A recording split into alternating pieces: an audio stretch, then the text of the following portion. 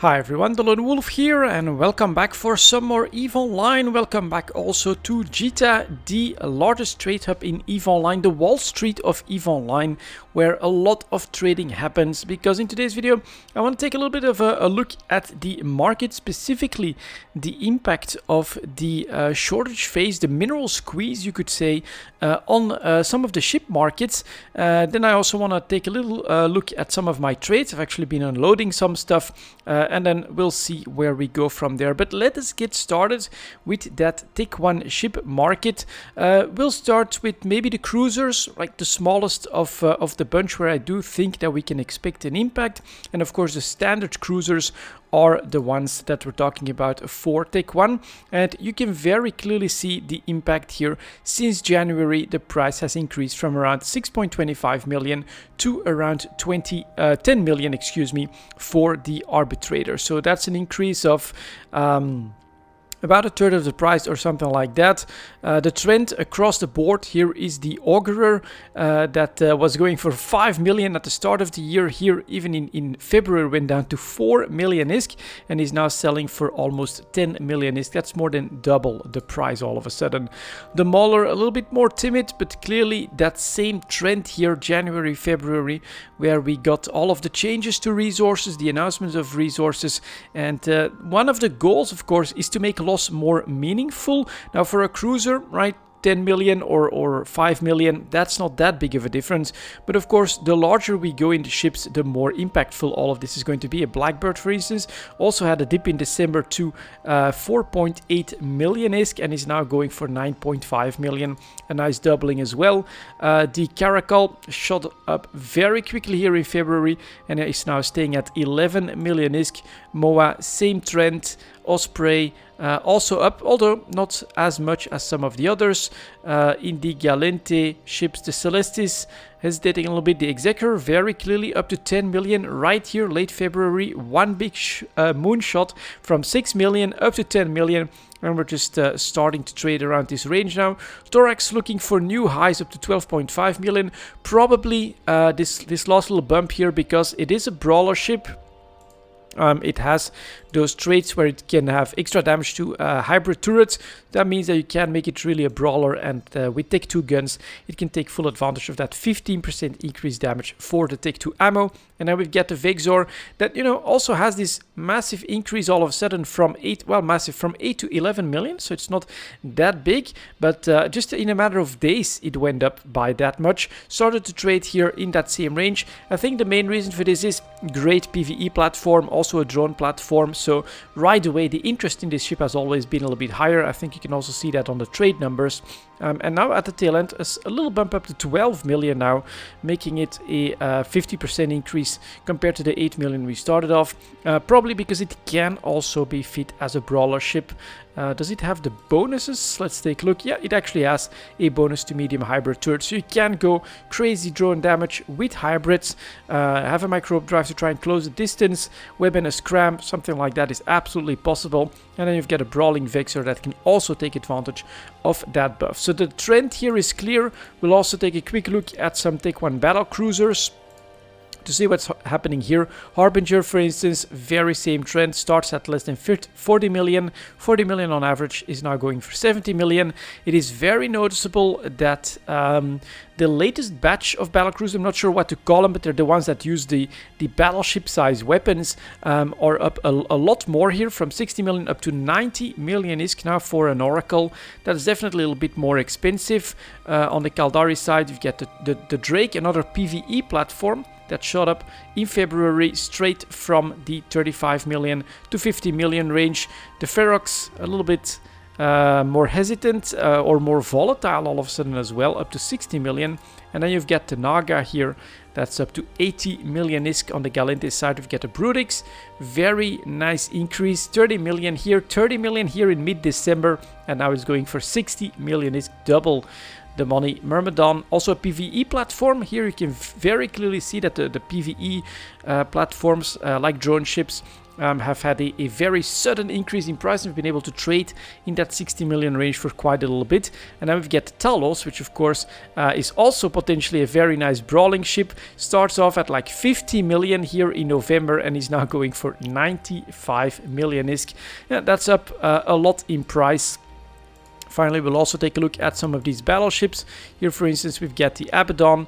Very clear trend as well. A battleship that, you know, 130 million was definitely possible, is now costing 234 million. The Apocalypse is actually also going up here to 190. The Armageddon went up to 190-ish as well. And then here we've got again with the Raven, a nice PvE platform. Had a bottom in February of 120 million, went straight up to 180 and is now slowly edging towards 200 million ISK for the sellers. The Rock, 1 year high point at 230. Scorpion, 1 year high point at 180. And here we get the Dominix, for instance, now costing more than 200 million ISK. Also a little bit of volatility again for this drone ship right here in February. It's very interesting stuff. It's a very big impact, of course, that we're seeing from the drought announcement and actually the change that CCP has done as well to the resources, that we are seeing this massive increase in value for Tech 1 ships. Loss becomes far more meaningful, and you may be thinking, what a great opportunity for industrialists. And that's kind of one of the reasons why I'm making this video, to give you guys a little bit of a warning about that, because all of this really is carried by increased costs through the mineral prices that have gone up substantially. If, for instance, we go to industry here, for the Dominix, I can actually view this in industry, and then we can take a look at this. Estimated price for the Dominix, around 200 million ISK. Estimated cost for production of the Dominix, 204 million ISK. So even here, you're already seeing that it's this side of the equation that's the real problem, that's the real pressure, and that pressure is still there. So I think actually prices have to go even higher at the moment to catch up to this new reality. And if I'm not mistaken, you can right click this and then you can press buy all. I can still cancel this, but look at that. At current JITA prices, if I want to buy straight from the sellers, of course, 220 million ISK to produce a 200 million ISK Dominix. Be very careful if you want to see this as an opportunity to all of a sudden start with industry, get into ship production. Your margins are actually not up with this increased price because minerals have just become that much more expensive. The Hyperion, look at that, 250 million. I mean, it's an incredible ship. 270 now for the Hyperion. Very, very expensive, of course, for something that started the year at 150 million. It's also a great looking ship. One of the largest hulls, I think, as well on the Battleship side. Really cool ship, to be honest. But let's take a quick look at that again here. 270 on the sell side, and if we view this in industry, let's take a look at the estimated price, 210. So this still has a little bit of catching up to do, or the market is finally making its move, but it's already at 230 as well for the mineral cost. And if I do a buy all just to see what I would have to pay almost 250 million ISK in order to buy the minerals to create one of these Hyperions. So yeah, definitely a part of this. It's great to see, of course, that the prices are going up from the miner's perspective, from the industrialist perspective, potentially as well. But the trend, in my opinion, is not over. You can clearly see that there is a lot of pressure coming from the minerals, and that prices on the Tech 1 ships still have to, I think, respond to that accordingly. We've got Megatrons now going for more than 200 million ISK as well. Super, super expensive, of course, and the bigger the ship, the bigger the impact at the moment. So I think that this is very cool, but for newer players, something that for like years on during EVE Talk I have been mentioning is that, well, the Tech 1 ship market fell dead. It was massively oversupplied. Minerals were super cheap, and maybe that was the goal from CCP, right? To have that barrier of entry for Tech 1 ships be very low, especially for newer players. What does it matter that a 5 million ISK cruiser is lost? Well, not really that much. Now it's costing 10 million ISK. It is more effort in order to earn that that kind of ISK, and especially here in battleships, which in like level 4 missions and things like that in PvE, you really want to get into. We're talking almost a doubling of the price as well, going towards 200 million ISK for a battleship. It is quite expensive, and that, in my opinion, also puts things in perspective when it comes to some of these pirate faction battleships that are super popular as well. Sure, a bargain is 900 million ISK, but it's not 9 times the cost of a battleship. It's like 3 to 4 times, I would say, the cost of some of the good PvE battleships. A Macarial going for 485 million ISK. All right, it started the year at like 370, but again, compare that to a doubling of the price almost for some of the battleships. This is actually very reasonable. I myself love the Rattlesnake, of course. It went up from 400 to 700 million ISK, but yeah, 700 million compared to 200 million ISK, it is still definitely in line, I would say, with not being too crazy in price, of course. With fittings, you know, you want some faction stuff in there, you probably are looking at an easy 1 billion or something like that. But I think that this puts it in perspective. You can clearly see that on the Tech 1 ships, we've got this increase in price January, February, March, all of them up in price quite a lot. And then look at the Vindicator here, actually had a peak in December up to 800 million ISK, and is now sitting at 700 million ISK, which, if you compare it to what the other battleships, the Tech 1 battleships, are doing, is actually not as unreasonable a price as what you might sometimes think. There's one other category that I want to take a look at before we get into some trades, and that is, of course, the even larger ships. We're talking capital ships, and some of them are for sale here as well. We are like the freighters. Here's the Providence, started the year at less than 900 million ISK for 888 and below that, and is now going for almost 1.5 billion ISK. Yeah, the bigger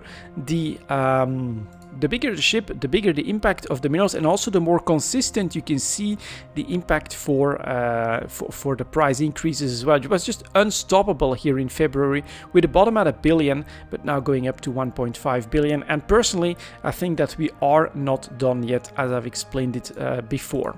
Here we've got the Charon, same thing, started the year at under 1 billion, tried to stabilize here January, February again at 1.1, and is now costing almost 1.5 billion.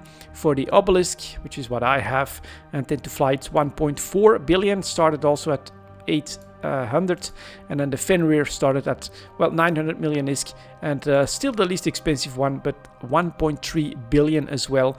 These ships have been basically pushed above that billion mark by quite a little bit.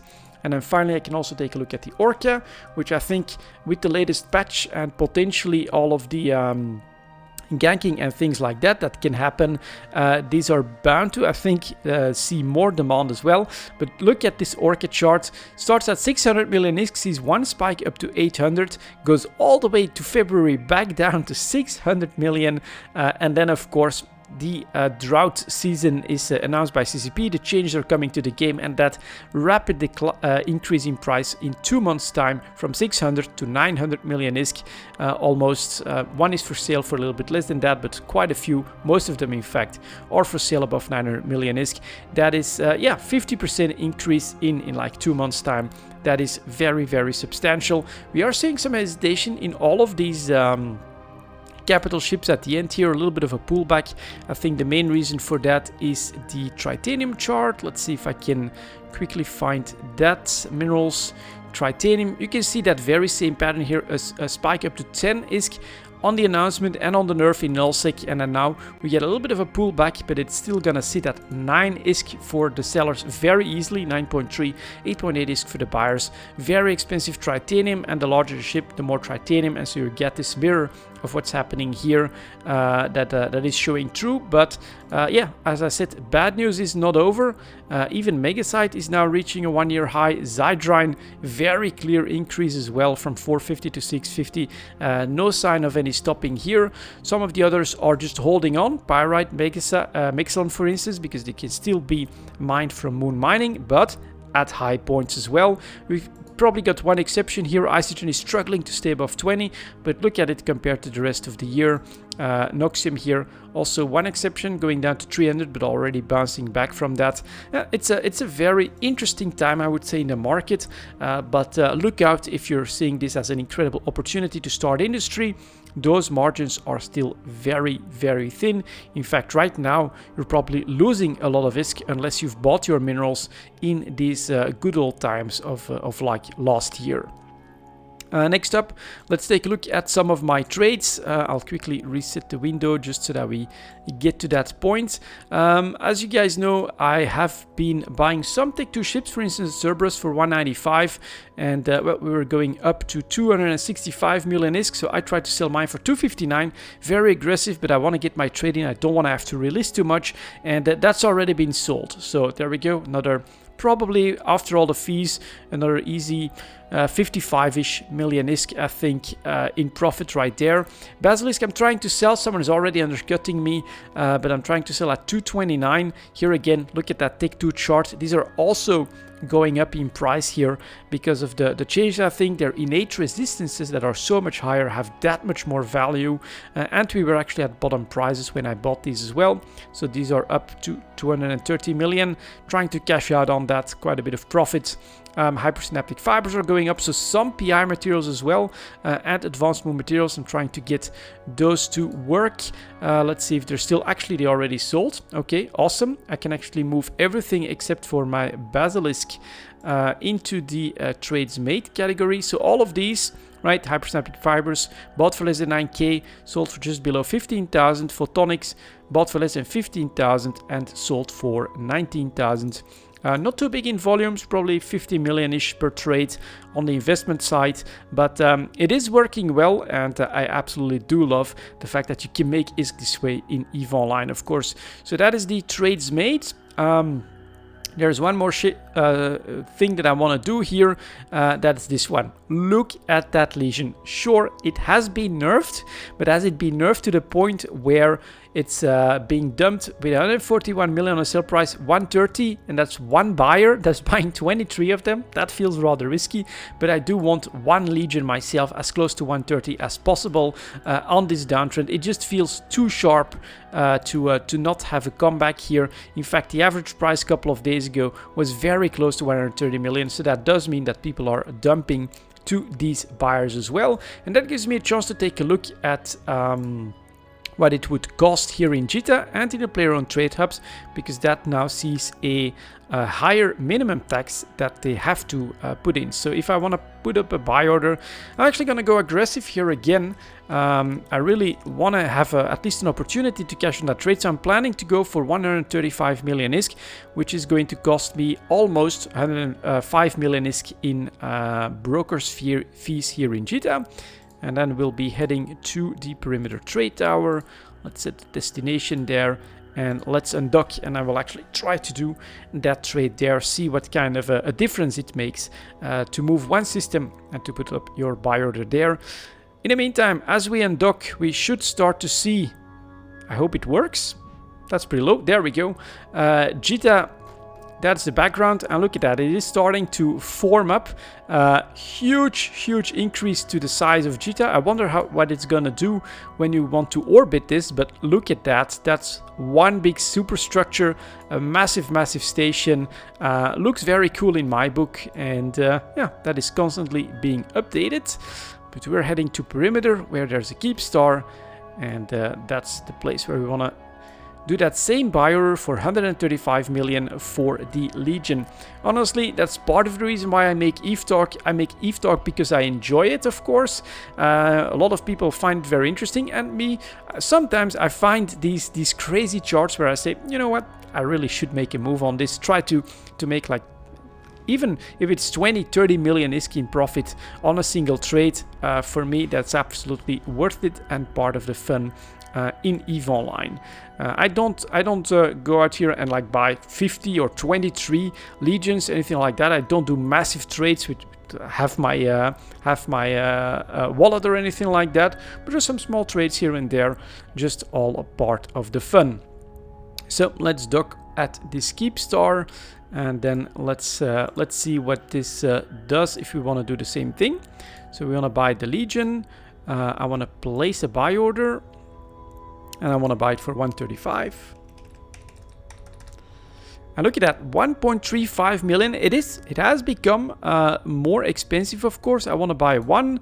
I want to give myself the full 3 months, and I want to buy it up to 1 jump away. That means that someone in JITA can actually sell to me. But yes, that is probably a 3.2, 3.3 million difference. Yeah, a third of the cost in JITA, but it is a 1% broker's fee. And I've also seen that in my wallet. Maybe I can show that to you guys in the corporation wallet, actually. The way it works, if we see, I think we're going to have to go down here. Yeah, there you go. So for instance, oh man, some people are using the station for quite some big trades here. 40 million in broker's fee, that's the 1%. And then you can see that the market provider tax takes another 50% from that one. And so every player-owned market now has the minimum broker's fee of 1%. And so the minimum, and what you always get back from that is actually 0.5%. And here we actually have a market transaction. Because it bought it straight from me and actually showing up in the corporate wallet.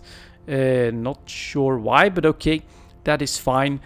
This is a very nice trade for me, of course. Someone used my market and paid 20 million ISK for the privilege. That's awesome to see that it is being used sometimes for very big trades. You can see the industry facility tax, I keep that at 0.01%, really the lowest possible, just to keep an eye on activity. It is being used as well. Lots of stuff like copying, general industry. I love that, and that is of course why I set up all of these services. But this is the buy order that I want to do.